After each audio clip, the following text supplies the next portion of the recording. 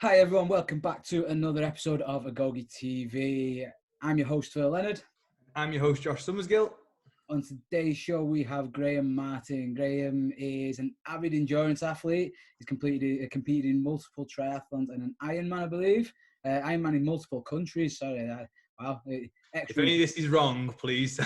If any of this is wrong, you can just blame me because Josh is the chief researcher, I believe. he is today, so if it's wrong for the first time, it's all Josh's fault. I'm good with that. So, Graham, you also opened your own business a few years back now, and you are a massive petrolhead, I believe. Anyway, so this is the facts that Josh has thrown at me. First things first.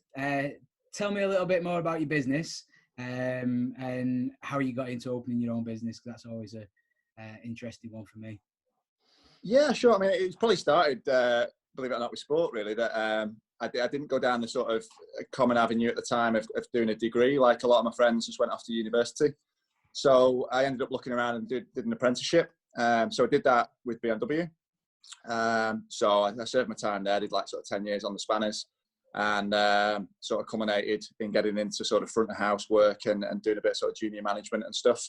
Went around a couple of dealers trying to sort of climb the ladder a bit, but found that there's a lot of glass ceilings, and I was sort of late 20s at that point, and quite a lot of closed doors really, despite having qualifications and stuff. It's a bit of a kind of, what they say, like dead man's shoes or something, like where you're sort of like waiting for the older boys to sort of die out the job. So, come on, mate, retire. Come on, someone's got stuff to do.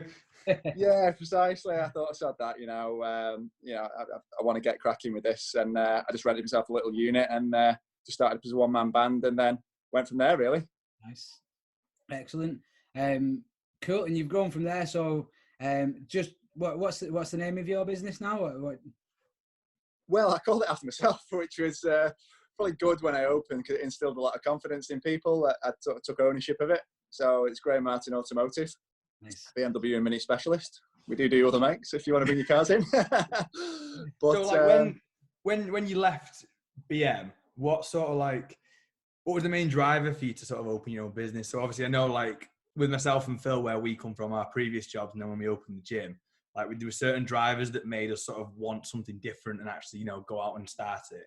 Because obviously it is a simple thing, but it's not an easy thing to do, is it? No, you're right. I mean, and hats off to you guys for what you've achieved there. I mean, I know certainly yourself personally, Josh, and I know that you had a great career beforehand and everything. So to choose to sort of walk away from that and go into the unknown is, phone brackets, not what it could be. No, that's obviously a big deal.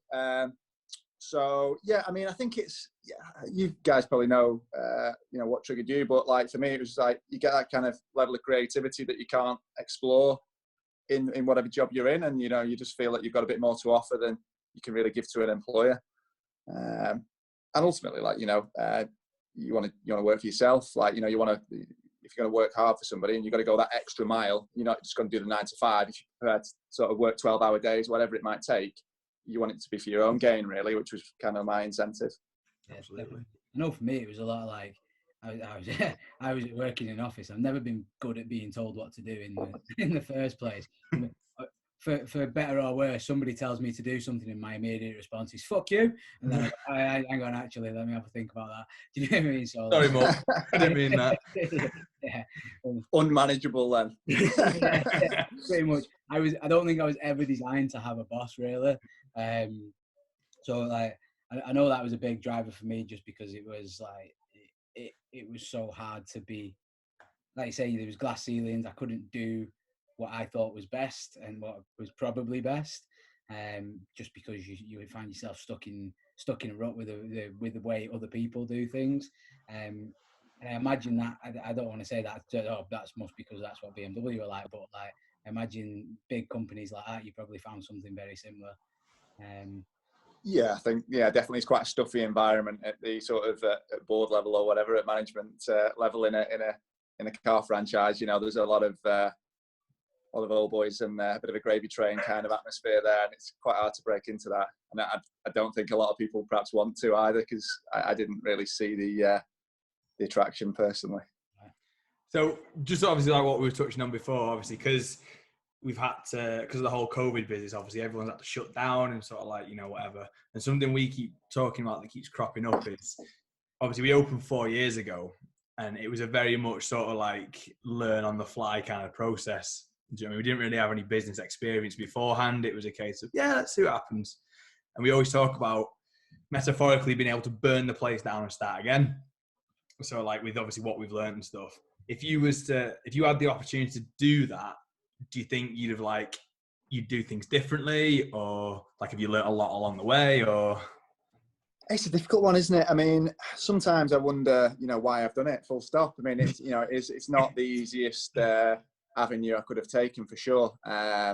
Definitely there's been some very, very difficult times, and times like this at the moment, you know, just kind of underline that. But yeah, it's definitely a learning curve. I don't think I would necessarily do an awful lot different if I went back, because obviously at that point in time, I only had, you know, the knowledge I had at the time. You know, I made the decisions for a reason. Sure, I regret a few, but you know, that's just learning. And yeah, I think, you know, it definitely helps to sort of grow and learn from your mistakes. I mean, I've made bucket loads of them, so it's I think that's how we learn. How we learn, isn't it? Yeah, Don't learn by getting things right. Totally. Awesome. So just to get into a little bit, like I said, we mentioned about you doing triathlons and Ironman.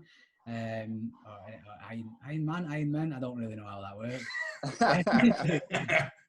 You've done a lot of running, swimming, and cycling. So tell us a bit more about that. First of all, how do you get into running more than one Ironman? Because I see that as like, you do that once and anything after that you're a bit tapped. So you tick it off. Yeah, I think there's a lot of people in the sort of age group ranks, or the amateur ranks, as it is in Ironman, that just want to sort of tick a box and then have done it. For me, it's a bit different, and I think that sort of goes back to why I did it in the first place, or why I sort of started doing that duration of triathlon. You know, you could just go and do an Olympic or a sprint distance triathlon, but I had it in my head that throughout my 20s, I wanted to do an Ironman before I was 40. That was like a big goal. So I thought, like, you know, I'll try and do it. I couldn't really swim very well, and I couldn't run very well, but I was coming from a cycling background. So that was my goal, is putting it on a bit of a pedestal, thinking that, like, you know, I've seen it on TV when I was younger, thinking like that's the sort of like the epitome of sort of endurance. Like, I want to have a go at that. But my background was like full-time cycling prior to sort of getting into work. So that I still had a bit of competition in me, you know. Nice, awesome. So you travelled around doing Ironman. Where I really don't know how to say that. Ironman. Yeah. Yeah, they do call it, even for the women's race, they do call it an Ironman race. Don't know why, but yeah, it's and I think that the history of that goes back to like Hawaii or something. There was, like, you know, a swimming competition and a running and a cycling competition, and I think they combined the three, like some sort of like military guys or ex-military guys, I think was the history behind it, and they ended up doing like a loop of the island and all the rest of it, and that's where it came from. And they said that anyone that sort of completes the course is an Ironman, so that's where it came from. So but yeah, I mean, that's sort of the branding aspect of it is huge. I mean, I think that's what attracts a lot of people. Was it Spain or France that you did one? I'm not. Have I got that right? I did my first full distance one in France. That was it. Yeah, that was it. But I've done probably, I don't know, over 10 now. I don't know. I can't remember how many I've done. Shit.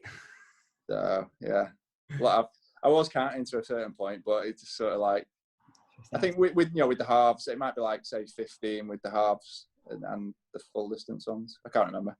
So obviously you mentioned before that you started in cycling. So like, where did that all start from? Like, was that when you were younger, or?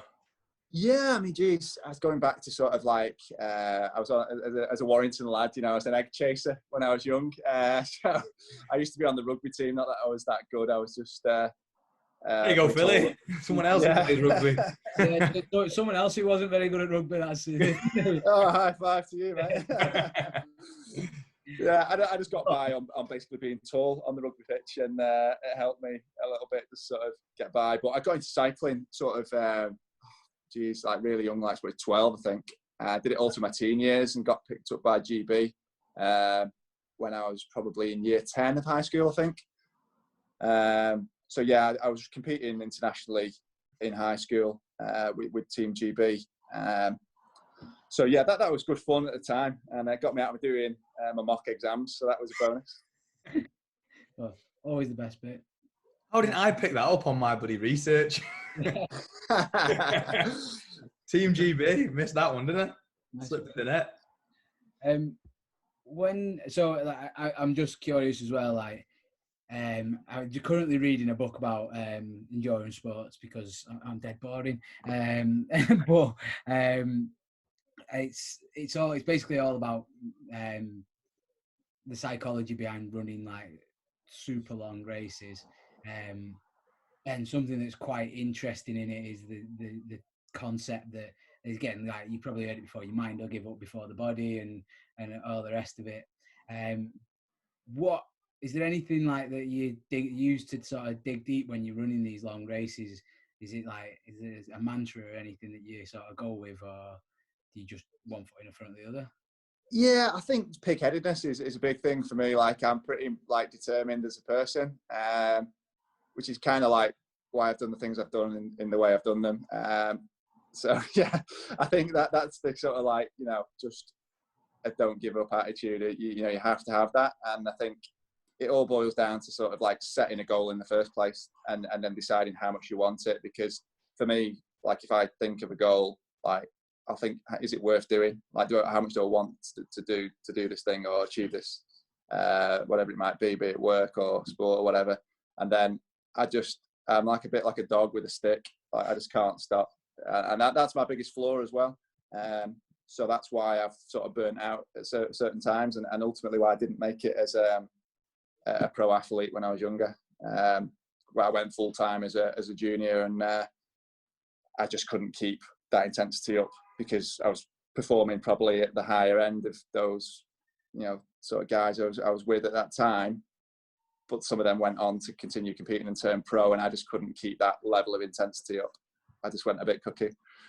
I definitely understand. I definitely understand that. Obviously, never been at the level of playing any sort of pro sport, but like I sat in the Costa drive-through for nearly an hour and a half the other day just because I decided I was getting a coffee, and that was it.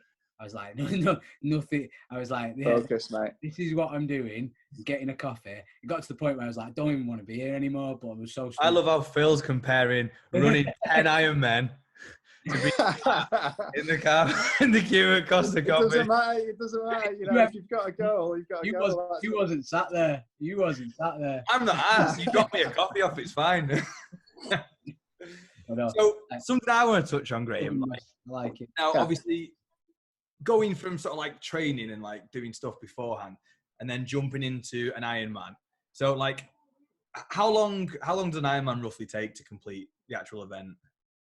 There's a cut-off time of 17 hours, which is like, after that, they close the course. Varies ever so slightly on different courses, but anything between sort of 16 and 17 hours. The pros are doing it in like 7.5 is like world record time. Right. Typically, pros will be doing it in about 8.5 hours, depending on like the hilliness of the course or whatever. So for me, I'm a sort of like just around the sort of 10-hour kind of guy. I'm like, I've hit sort of 9.5 hours on a couple of occasions. So first event, does it starts with a swim, does it? Swim, yeah, 2.4 mile swim, yeah.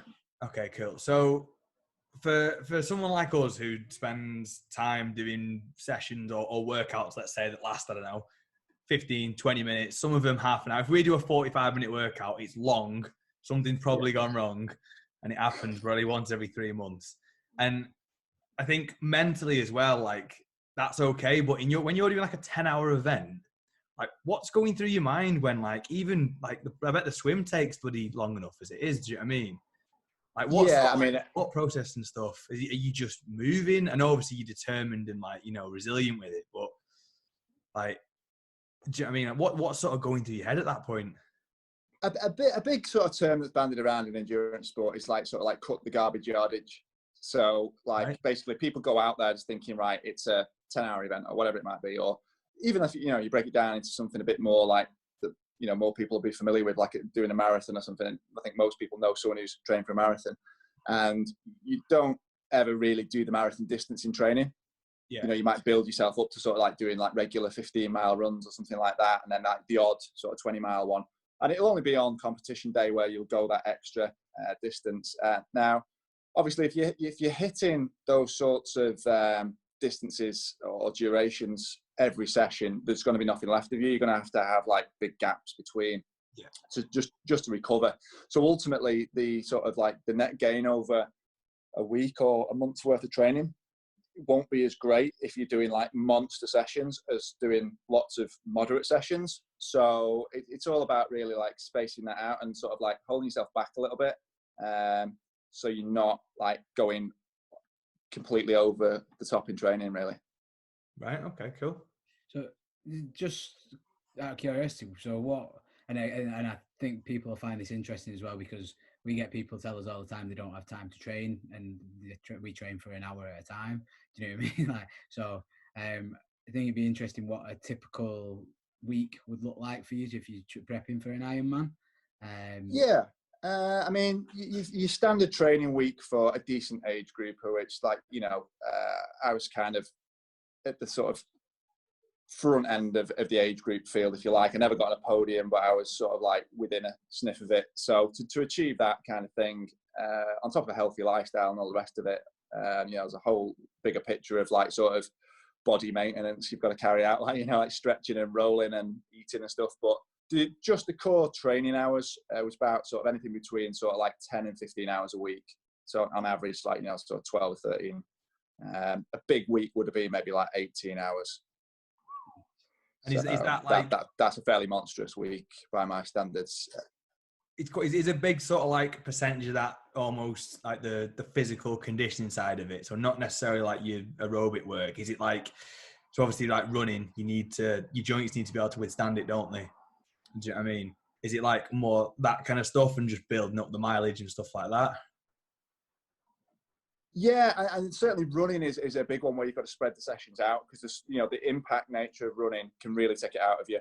So if you're hitting like a couple of run sessions, very hard ones, like interval sessions as well, back to back, and you're throwing a long run in there somewhere, if you had like 3 days of that, like for someone like me who's not an experienced runner, that is enough to sort of write you off for the rest of the week. So a good coach is what you need to sort of help structure that, because it's quite, with the 3 disciplines as well, and like a bit of strength and conditioning thrown in, it's quite complex to sort of like work a week around maybe other commitments like work and things like that.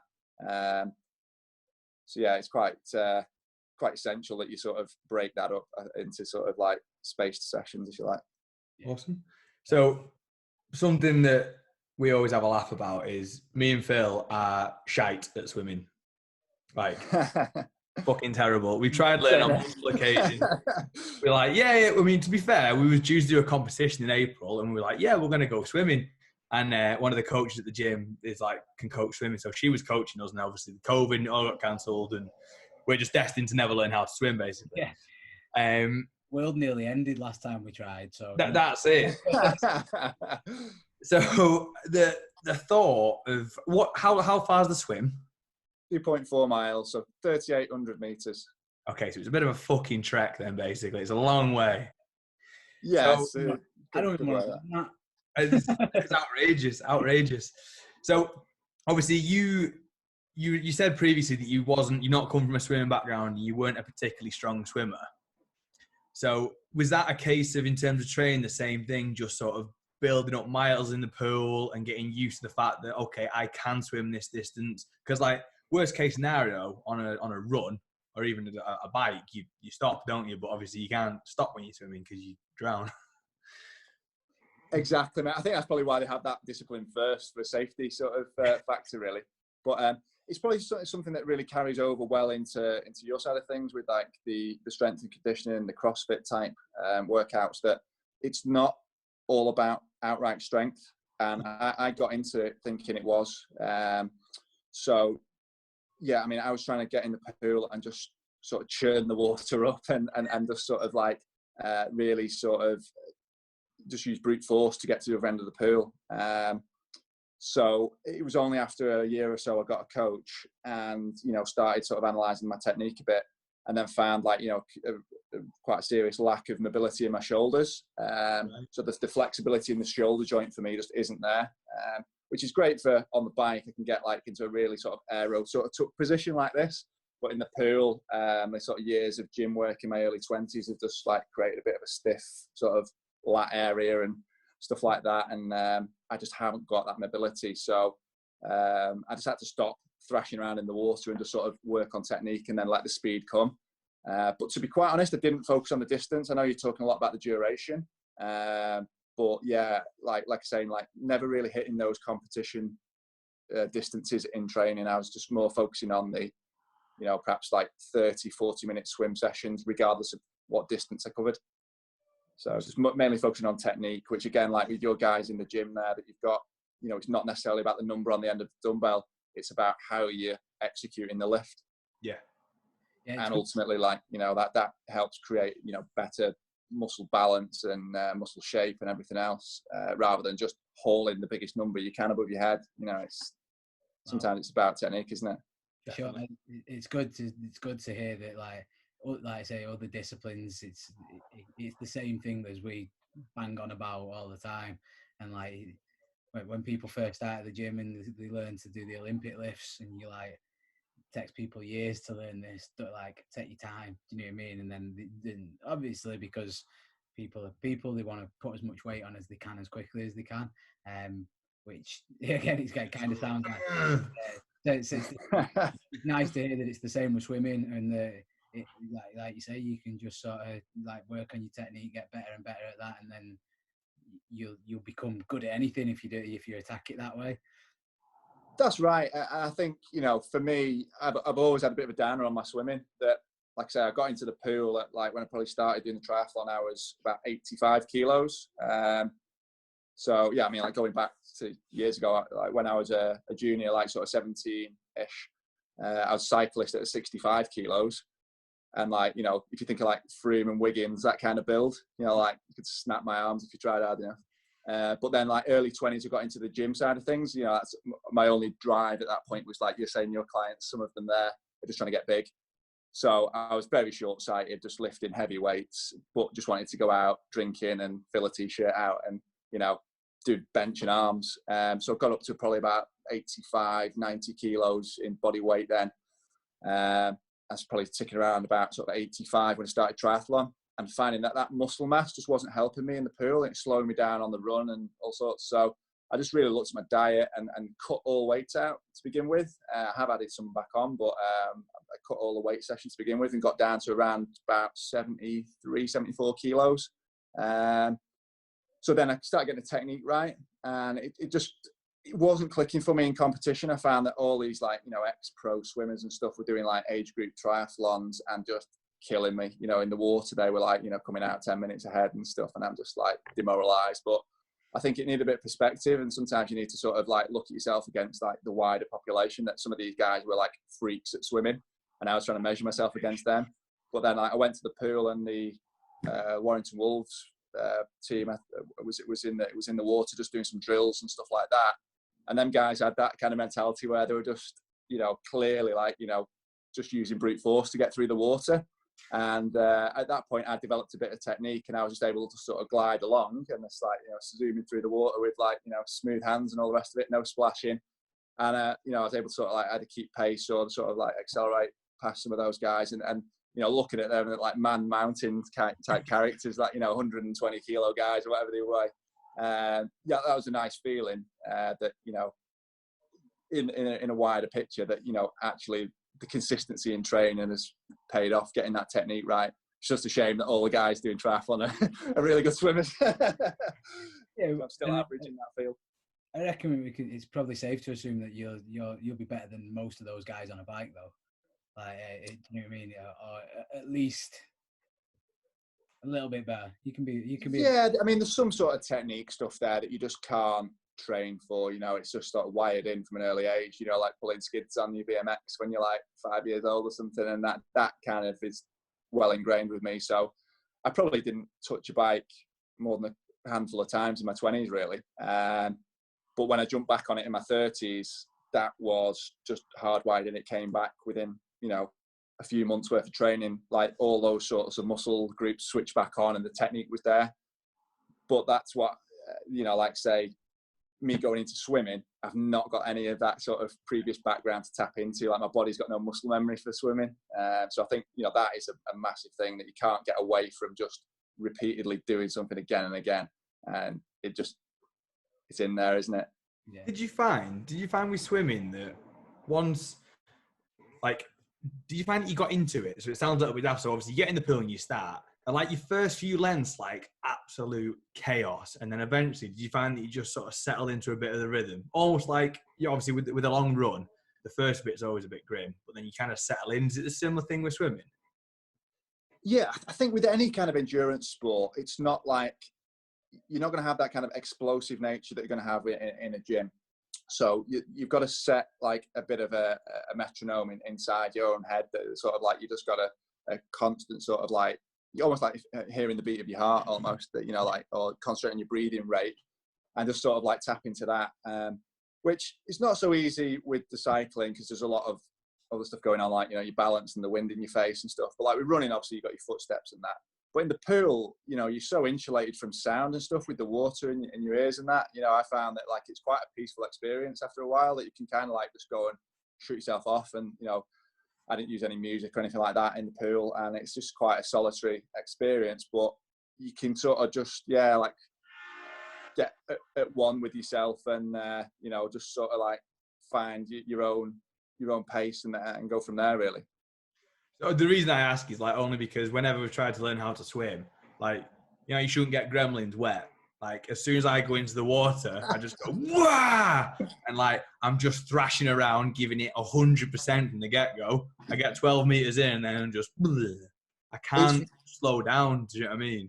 Really hard to rewire your brain when you're like that, because I found that was my biggest problem going into triathlon, was coming from quite a short distance event in cycling. I was cross-country mountain biking was my key discipline. It's quite a short event, but it starts, you know, generally in an arena and goes off up a mountainside or a forest or something like that. But you've typically got a couple of 100 meters to get across like a field or an arena into like a very narrow opening into some woods or a track or something like that. And, you know, it's an explosive, like straight out of the, you know, there's a, you know, the gun goes off and you've got to go, but then keep that sort of intensity up and sort of like, you know, just keep on top. You're sort of building lactic acid almost straight away at the start of the race. And then you've just kind of got to like hover in and out of that zone just as the course goes on. But I think that's where I struggled, certainly with my swimming. As soon as the gun went in triathlon, I'm facing a 10-hour day out. And I had the same problem you had there. I just jumped in the sea. And, like, you know, you've got 2,000 other competitors all smacking you in the face and swimming over the top of you and all the rest of it. And it was just like the fight or flight thing.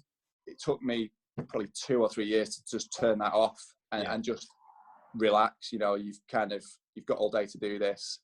Don't burn all your matches in one go. Yeah. As well, 2 or 3 years. So it's just like a bit of patience with it as well. Like it's for sure. So one thing I've quickly got to ask you about as well is obviously when you're training for something like that, the diet side of things, how do you get that much food? Because I got to assume you got to eat a fuck ton of food. and you're quite a tall guy, Graham. I know you sat down, but like obviously not everyone else knows. But you are. How tall are you? 6'3", like 190 centimeters. Yeah. So, well, compared to me and Josh, you're a giant. And me and Phil stood on top of each other, basically. Yeah, I mean, on race day, it's definitely a challenge because obviously, you know, you're burning more on race day than you're able to consume, basically. You know, it's probably somewhere in the region of, I forget now what my figures were, but something like, I don't know, 6,000 or 7,000 calories. You know, when you look at your Garmin at the end of the day. Wow. So that's a lot of calories. You know, Okay. race day is completely different than training day for like how you get in that intake. So, you know, you anything from like gels to, you know, anything you can really palate on race day, like flat Coca-Cola, just energy, you know, sugar, just anything that will just be quickly absorbed. But that's a world away from training, really, because like training, you want to sort of like avoid sugar as much as you can. Is like, you know, as most people know, that it's just not the greatest sort of food group, is it? So try and sort of like, I wouldn't go into ketosis too much, but I'd try and like avoid anything too sort of simple carbohydrate and you know, real sort of like good sort of fats and stuff like that is a big focus during training. Maybe just the odd key interval session, I'd take something like very sort of high potency, if you like, you know, like Skittles or Coca-Cola or something, you know, just to get that burst that you need. To be fair, that makes a lot of sense, especially if you're going to do that on training. You got to know how your body responds to it. So that'd make a, like on comp day in training, like you're going to down a flat bottle of Coca-Cola to get some energy. Like you've got to be able to do that in training to see if it works, because last thing you want to do is do that on race day and then end up shitting your pants mid. Funny you should say that. I mean, thankfully it's not happened to me, but a lot of people do struggle with their intestines in Ironman just because of the volume of stuff they put in through themselves, and you know, the type of stuff it is. So yeah, definitely don't try anything new in competition. Imagine that. So you're gonna drown and shit yourself. What a bad way to go. All in one go. Yeah, I mean, number one on race day is fairly common, but number two is a bit of a game stopper, really. Yeah. Yeah, got to avoid that. Brilliant. It's, like I say, I'm pretty interested in nutrition as a whole, and from what I understand, like, I'm not big into nutrition for triathlon or anything, but from what I understand is there is kind of two big camps with, like there's like the we eat carbs and this is how you should do it and everybody should eat carbs, and then there's the like, oh, we're gonna eat only fats and that's the only way to do it. So it's just and you say you're more along you prefer to have a higher fat diet. Is that just trial and error, or was it just, or did you find that you sort of stumbled into it and it worked for you? Yeah, I mean, I've read a lot of books and stuff. I mean, obviously, like theory for all the training I've done over the years has changed massively. So certainly the nutrition side, going back sort of like best part of 20 years to when I was with GB. I mean, their idea was, you know, just eat loads of pasta. You know, as long as there's no fat, you won't get fat. And I think it was quite a basic approach that, you know, people haven't considered the fact that, well, if you don't absorb or you don't have a need for all that pasta, it's just going to get converted to fat and stored anyway. So, you know, that sort of methodology and ideology was just totally outdated then. So as things has moved on, you know, I've sort of like tried to go with the times there. Always tried to stay quite healthy and stuff, but you know, I've read a lot of books and stuff, but like you say there, Phil, that, you know, trial and error is really the only way, and just seeing how your body responds, how you feel. Definitely, like, you know, switching from, say, like eating a, you know, a high carb breakfast, like, you know, sugary sort of jam on toast or something like that, or a bowl of cereal, swapping that out for like sort of eggs and some nuts, and then feeling like how your hunger works for you during the day and like how effective your sessions are, you know, in early morning. You know, also taking into account like an adaptation time as well. You know, your body's going to take a good few months to sort of get used to these different fuels, in my experience. Definitely. It's always interesting. Like, obviously, I work with a lot of nutrition clients, and like trying to explain that to some people is like, yeah, and it's really hard when you're a coach as well, and you turn around and you go, I don't actually know, because I don't know what's going to work for you personally. Like, yeah, we're going to try this, and if it doesn't work, we're going to try something else, and that's like the whole one size fits all isn't a thing, is it? I think there's some sort of key principles, you know, like I've got a pretty dumb kind of analogy, but if like, I try to imagine your body like a barbecue, so hear me out on this one. Okay. Imagine you're trying to, like, you know, you think, yeah. Imagine your body is like the barbecue and your sport is the piece of food you're trying to cook. Well, you know, if you're going to go out for a high intensity interval session, you know, you might want to put some petrol on the barbecue. if you're going to go out for a 3-hour run, you might want to put, you know, a bit of like lump wood or charcoal on your barbecue or something like that that'll burn slower. Now, obviously, if you're representing the petrol as being like sugar, well, if you're going to go, you know, a high intensity session, that sugar is going to get used up. It's going to be useful for the session. But like if you're only doing like some sort of low heart rate little jog around the block, if you're chewing away on like, you know, fruit pastels and, you know, you've had a bag of pasta the night before and stuff, you know, you're not working hard enough to like really use that fuel. Whereas that, you know, if you had something a bit more like slower release, you know, certainly with carbs, like it's a more complex carb, or just like, you know, mix it up with some fats and what have you, just balance it better. That obviously is going to give you a better burn. And, you know, looking at sort of the industry I'm in as well now, you know, I do a lot with like how an engine burns its fuel. So like you get a car coming in smoking and you think, right, okay, well, it's getting too much fuel. So it's smoking, and the smoke coming out the back, like your barbecue would be if you chucked, you know, too much fuel on. So if you dumped like something really fatty into your body, you can't use all that fat. And it's just like putting like, you know, tons of barbecue coal on, and you get smoky barbecue, or your car's getting too much fuel in its engine. You're getting that smoke out the back. Well, we don't get smoke out the back, what some of us do, but depends on what you smell like. But you know, that smoke, that unburnt fuel is basically going on your guts, you know, your arse or wherever else you store it. I love that. That's a great analogy. You know what? I'm afraid this podcast's going nowhere because I'm going to have to steal that for my new. Great analogy, that. Yeah, I like that analogy. It's a really good way of looking at it. Good way of explaining it to people, for people to understand as well.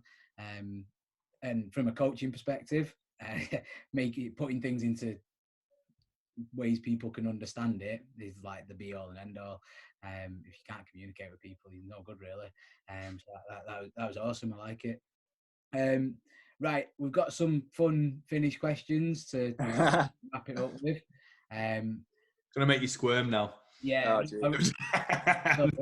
Gotta go. To be honest, my first one I've got to ask you, just because of the industry you're in, is what's your dream car?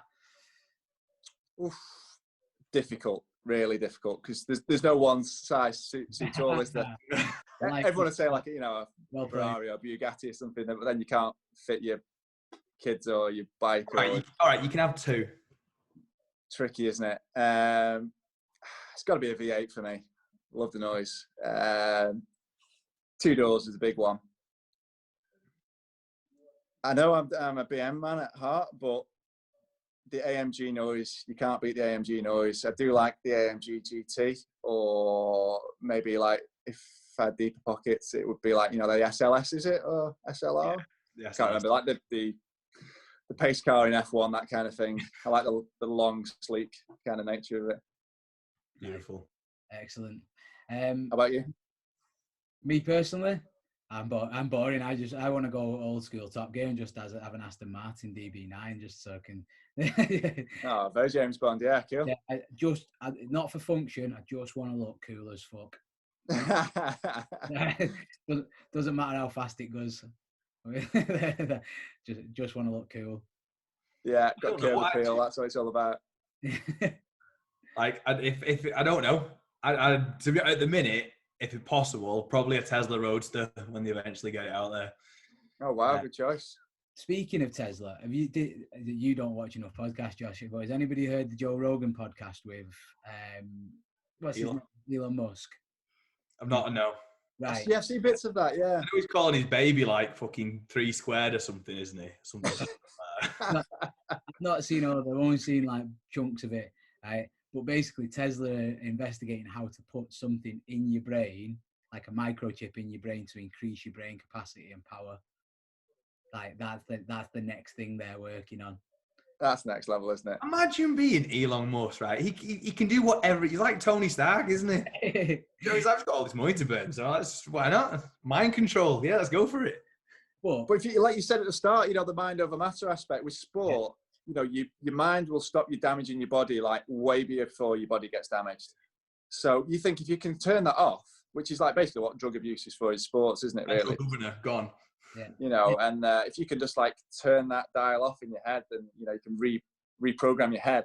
That's something else, isn't it? I just imagined it being a bit like Limitless. You seen the film? Like you pop that chip in your brain, all these numbers start dropping down in front of your eyes, and you're just like, you're gonna make that whatever you spend on putting that chip in your head, like you're making that back. If your brain's 10% more powerful, that's cash in your back pocket.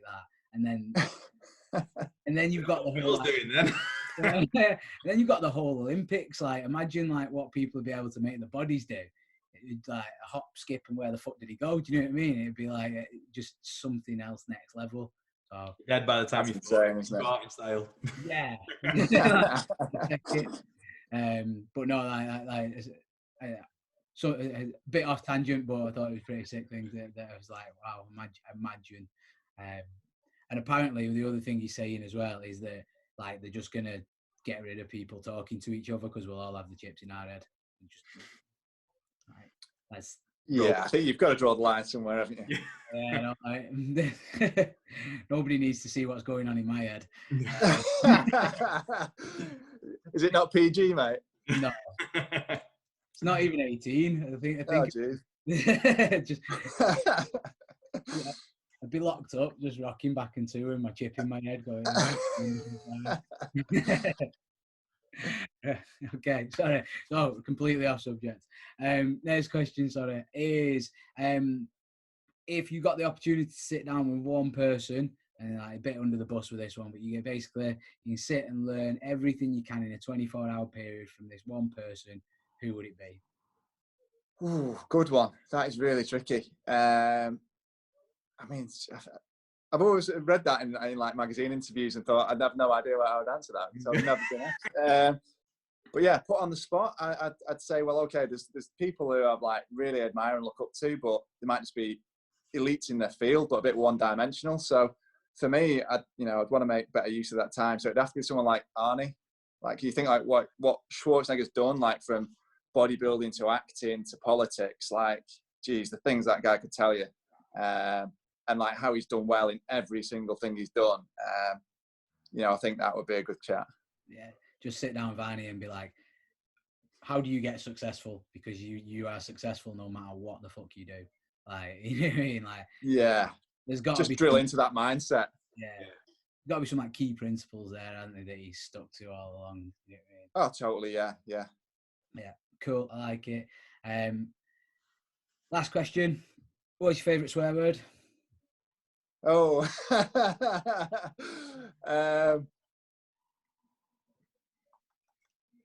probably not my most used, but I'll probably go with cock. Cock. Say cock a lot, yeah. I like it.